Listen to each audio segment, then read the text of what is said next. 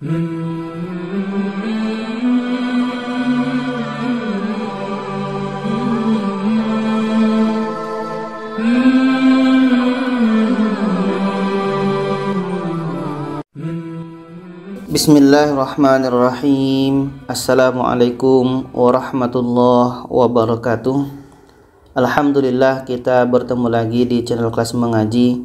Saya doakan kita semua selalu sehat, rezeki dilancarkan, dan kita semakin semangat untuk belajar mengaji Al-Quran ini. Baiklah, pada kali ini kita membahas dua ayat dalam surah Asy-Syura, yang mana pada ayat 47 ini, ketika kita ingin membaca di awal ayat ini, huruf ini tidak ada baris. Bagaimana cara bacanya? Nah, pada ayat 47 ini ada dua cara baca. Yang pertama, kita baca dari ayat sebelumnya, dari ayat 46. Dan yang kedua, kita baca dari awal ayat 47. Nah, sekarang kita mulai dengan kita baca dari ayat sebelumnya, ayat 46. Ketika kita membaca ayat 47, kita mulai dari ayat 46, kita sambung dari ayat 46, maka di sini ada huruf yang tidak bisa dibaca. Min sabilin bertemu sin mati. Kalau kita baca min sabilin tajibu, itu tidak boleh. Sabilins, tanwin terus sin kita gabung. Sabilins, itu tidak boleh. Atau kita baca sabilin tajibu, kita tinggalkan sin, itu pun tidak boleh. Atau kita baca sabilis tajibu, sabilis tajibu, kita tinggalkan tanwin, itu pun tidak boleh. Maka di sini cara bacanya adalah kita lihat hukum yang terjadi. Di sini huruf yang terakhir ada berbaris tanwin. Tanwin ini ketika bertemu dengan hamzah wasal, ini hamzah wasal, alif, di atasnya kepala huruf shad, ini hamzah wasal.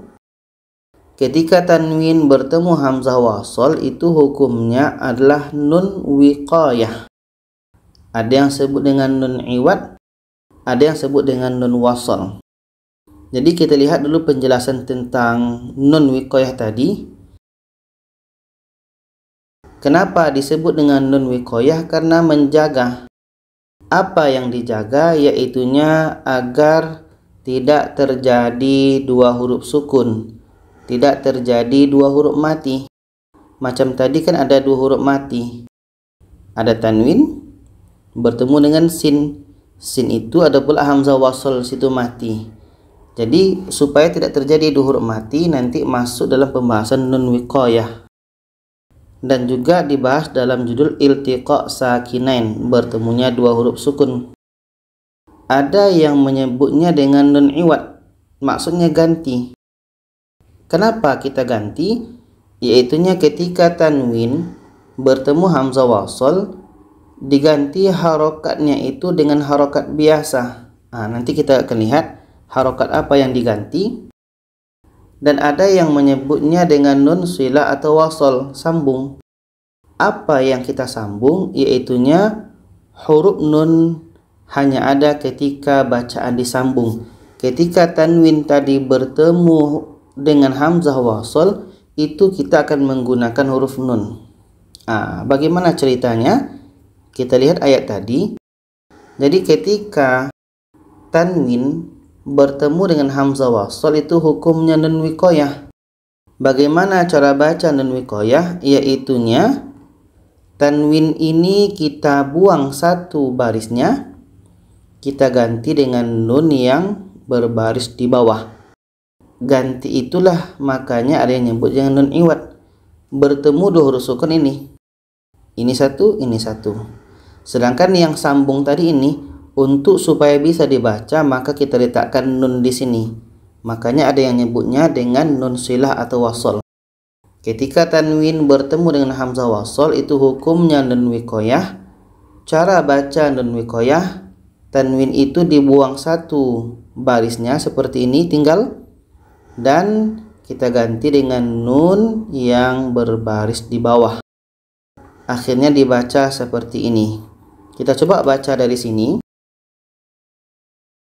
A'udzu billahi minasy syaithanir rajim. Bismillahirrahmanirrahim.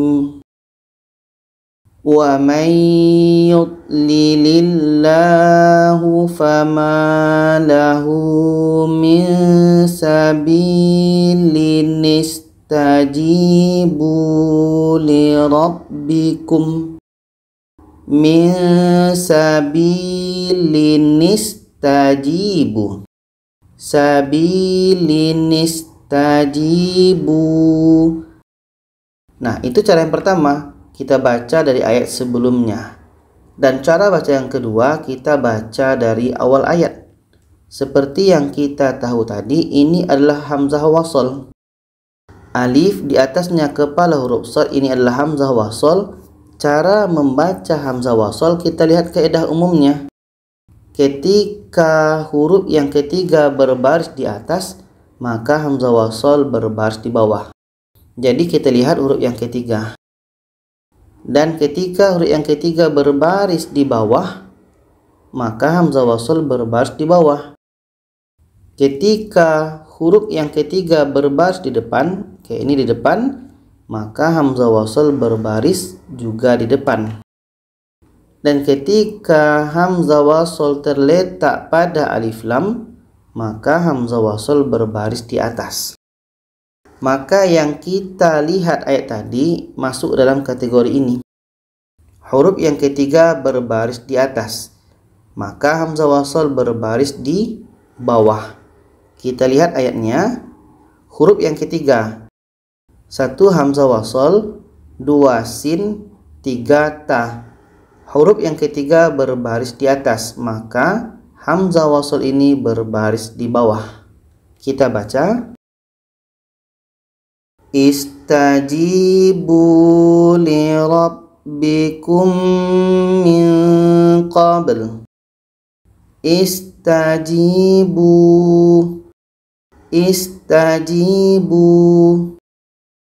Jadi kesimpulannya adalah cara baca ayat 47 ini ada dua cara. Yang pertama, kita baca dari ayat sebelumnya. Ketika tanwin bertemu hamzah wasl, itu hukumnya nun wiqayah. Cara baca nun wiqayah, tanwin ini kita buang satu, kita ganti dengan nun baris bawah. Akhirnya menjadi sabilinistajibu. Sabilinistajibu. Dan ketika kita baca dari awal ayat, ini hukum hamzah wasl. Maka hamzah wasl ini kita melihat huruf yang ketiga, ta. Ketika huruf yang ketiga berbaris di atas, maka hamzah wasl berbaris di bawah. Istajibu. Istajibu. Itu saja, semoga bisa dipahami. Kalau ada saran, pertanyaan, boleh komen di bawah. Silakan share ke lainnya. Terima kasih. Wassalamualaikum warahmatullahi wabarakatuh.